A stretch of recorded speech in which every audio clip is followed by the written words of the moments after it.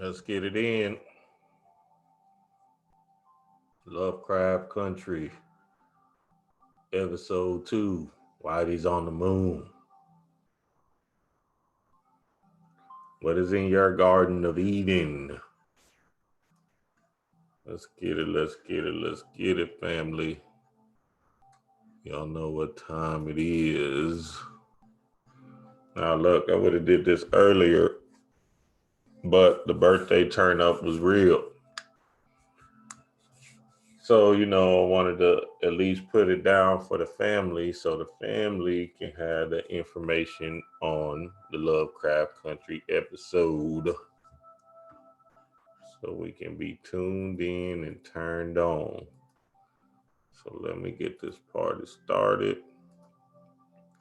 First, let me share my screen so I can see what time it is.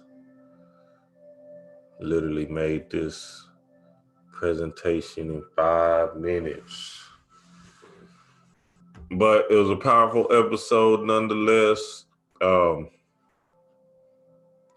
Very, very powerful episode of the Lovecraft Country. You must go and watch. You must go and watch, family, because it's just going to get better and better and better.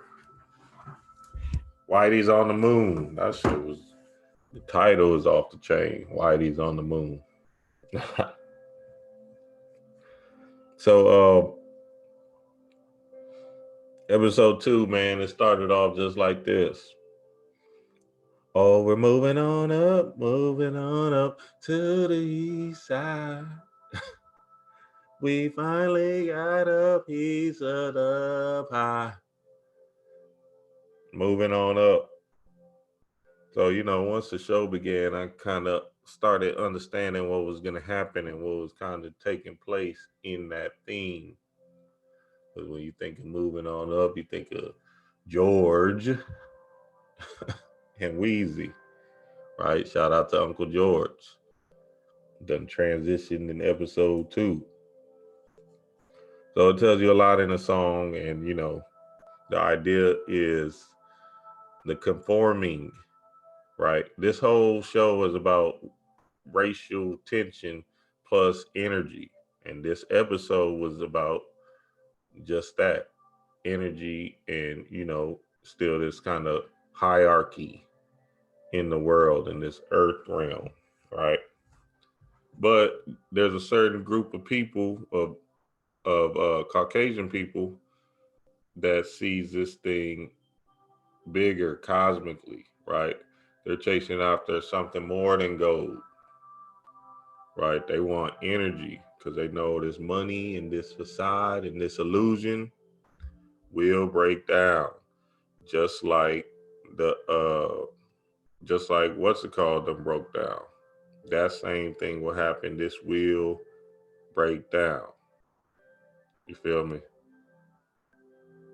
So same idea, same concept. When we talk about moving on up, they're talking about you, melanated being, conforming and coming into the play of Whitey and playing to this earthly attributes of wealth and prosperity, and then tapping into the idea of power, right? That's the main goal here: power, energy. So, and the whole theme of the show was just that. Tick has something the old boy wants, right? He has his energy, he has his power, right? He has a bloodline, the Moors, the original being, the lords of the earth, Lumeria, right? So power and energy is the main theme of episode 2. Now look, this was the main idea too, this Garden of Eden concept. So it was funny that this came up because I just did a Patreon post on the Garden of Eden the other day. So the Garden of Eden is basically symbolically in the Bible is just represented as your right brain, right? Representing the right hemisphere of the brain. It says in the Bible, eastward in Eden. Okay, so being thrown out of the Garden of Eden is a representation of your intuitive faculties. So, which, you know, as you can see, a lot of us in this now time is left brain prisoners. So, you know, using logic and reasoning and all of that instead of using our intuitive power in this game, right? Read Genesis 2:8. The Garden of Eden is everywhere, for there is nothing outside of existence, i.e., there is no boundaries to this, your reality. So think about the Garden of Eden symbolically just representing your right brain, your intuitive power, your feminine power, and all of that. You know, your magical abilities to create and guard and put in your imaginative work so you can be able to raise your garden healthy. Okay. Now, this was the key. This was the whole point of episode 2. They want your energy, i.e., they want your power, right? You all seen the melanin coming out of Tick, man. He wants his power, but at the end of the day, he can't get it. Why? Because at the end of the day, it's a cosmic universal force that's just within you. So just like these people trying to get your melanin, it's the same story, same play, right? They want what you got, but they can't have it because it's not for them to handle, right? The power is too great. We're too powerful beyond measures for you to be able to take whatever energy and bloodline you want us to have or you want to have within your being. So this was the whole theme of the show, power. This is it. And what we have and what we're dealing with is cosmic energy. Immortality is the key, right? Us as melanated beings have immortality. We are forever eternal, greatest greatness. That's what they want. That's what the whole Garden of Eden thing represents when they were saying, yeah, I want to go back to the Garden of Eden. Yeah, that's what he's trying to do. He's trying to tap back in to that source, i.e., the right brain, so he can be able to come into everlasting life, right? And that's what you have as a chaos being. Okay. Uh and yeah, that's what it is, man. So they was trying to go for his power and they was trying to use his power. So now they, you know, they did the whole play with George, right? And if you've seen the show, hopefully y'all seen the show if y'all listening to this, George is actually Tick's father. And I knew I should have brought it up last time. Right? Now, the case still might be out, but they're gonna try to play because when they had that last scene when they was at Lolita's house, I had a feeling that they were actually closer than uncle and nephew. You feel me? It was a hunch that was how they was moving and how the speech was kind of going, how the thing was kind of flowing. So that means that this is, voila, the Heru and Osiris story once again.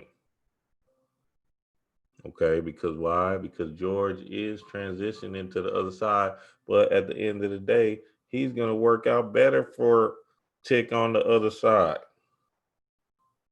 You know, George looks like he's about to die. So, hey, if that's what it is, that's what it is. But it's going to play out beautifully because there's going to be clues and hints and all this other stuff that George has left for Tick to be able to have his hero's story, the hero's journey. Okay. So it's actually a good thing that he transitioned, because he'll work better in the astral than he is with him limping around. So the theme of this whole show is the father principle, the subconscious mind, right? The right brain. The Garden of Eden is the right brain. The Garden of Eden is the subconscious mind. This is what we're talking about right here. Okay. When you see these symbols come up in these shows, they're just speaking to your subconscious, right? And once you're in alignment with your higher self, i.e. spirit, i.e. subconscious mind, now you'll be able to decipher the symbols so you can see it accordingly. Okay. So that's the thing. What's this next slide? Okay, so they did the whole thing with the cult stuff and all of this, but at the end of the day, we know we are the one, because these people are trying to get in with these groups and all of this stuff, right? They're trying to harness the power that we have inside of us naturally, right? They're trying to be down. They're trying to be with the winning team, i.e. Tick, i.e. the Moors, i.e. the lords of the earth. Okay. But the only problem with us is we've forgotten, right? We've forgotten who we are. Okay. And that's the huge thing. Another thing about this part, or about this show, was when they was in the room and they were battling their they in the rooms, it was basically subconscious mind plays coming into existence, right? So they're imagining things happen, like Tick was fighting the Asian chick, and then Leela was, showing remorse and giving out her heart to Tick in this imaginative state or whatever, right? And then George was with, the old lady that had transitioned. He said, "No, you ain't real." But at the same time, right, what was that showing you? These rooms that they were in, right, was just their subconscious mind speaking to them, giving them uh uh situations that they had to reflect back on. We don't know what that reflection is, but it's something that's going to play out in these next episodes. But the whole understanding is the Garden of Eden is your right brain, i.e. subconscious mind. Okay, so y'all got to get that to understand what they were actually trying to do in this thing.